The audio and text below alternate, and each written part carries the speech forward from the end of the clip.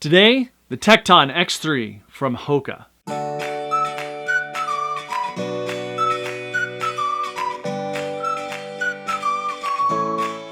What's going on, everybody? Brandon here from Gearist. It's been quite a bit since we've done one of these, and we are getting back to doing regular features here on Gearist, so please keep an eye out for those.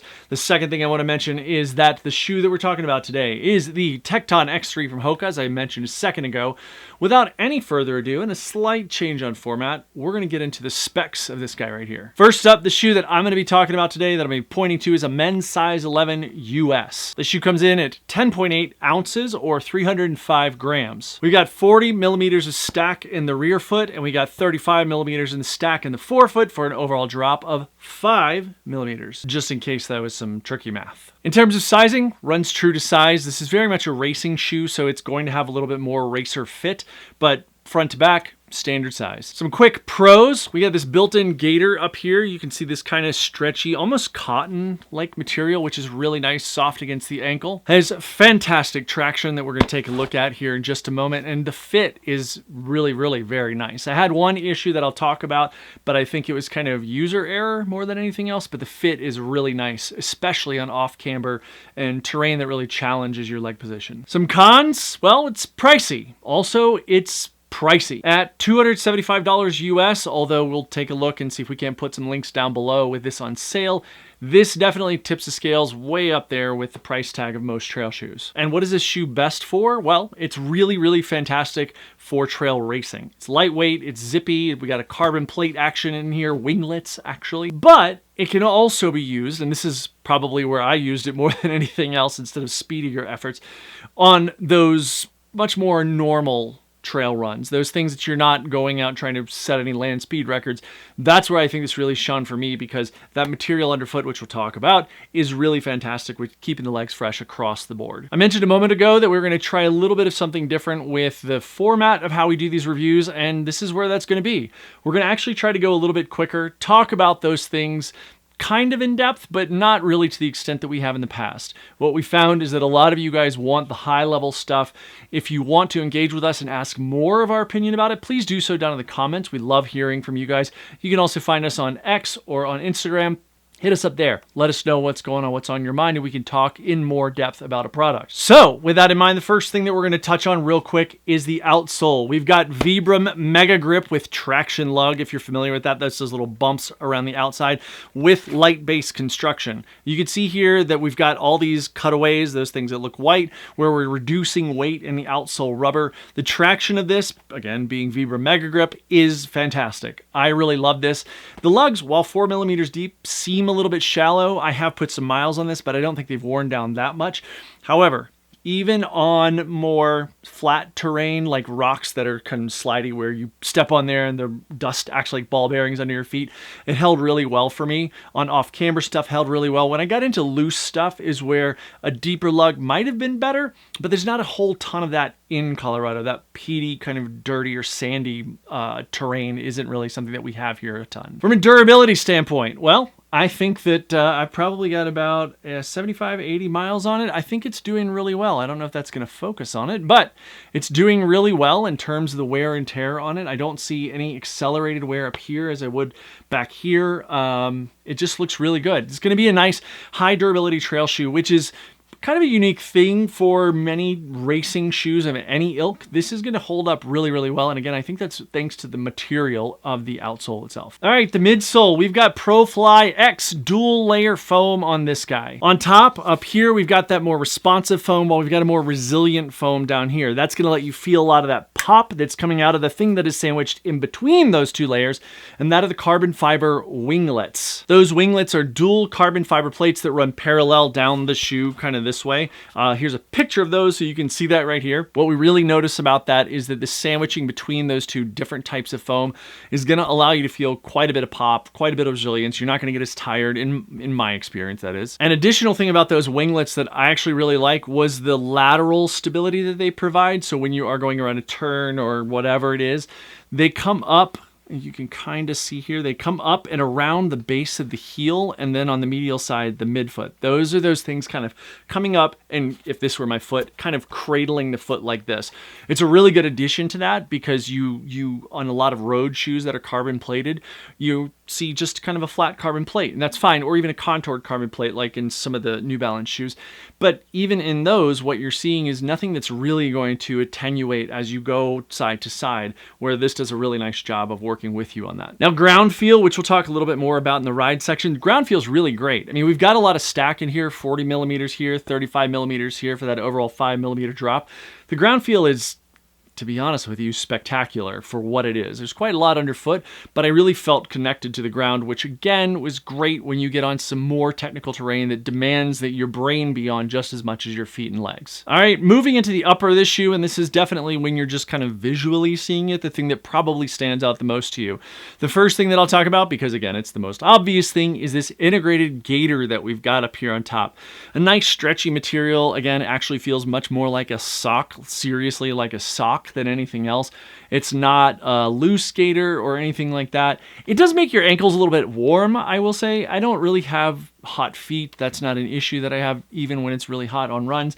But I think it's kind of the contrast between not having my ankle covered and then all of a sudden putting on something that's kind of more like a sock. Because I do tend to wear low socks when I run.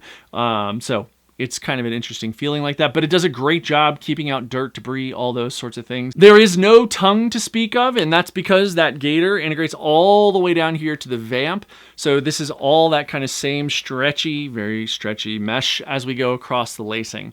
Speaking of those laces, these are flat laces as you would expect, which evenly distribute that weight across the top of the foot, so you don't really get any hot spots unless you maybe lock it down too much.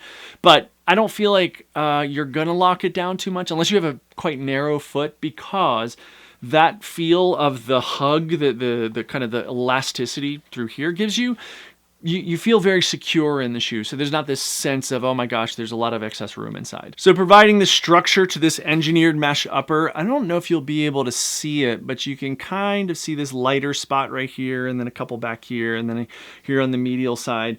These are actually places where we've got these very subtle overlays that are on the shoe, providing some of that structure, which is really good. This is pretty breathable overall with a relatively quite flexible heel counter, heel cup, all of those sorts of things.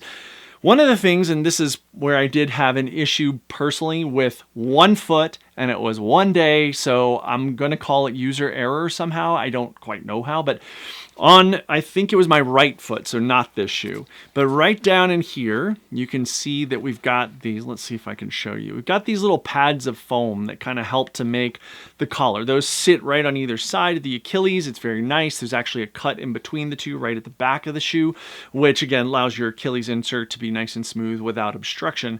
These rest on either side, and for whatever reason, the particular day that this happened, I got a crazy blister on my right foot on the lateral side of my Achilles. Don't know why. Maybe my sock was folded over. It took about 6 miles and I was like, something's not right. And then all of a sudden I had a big fat blister.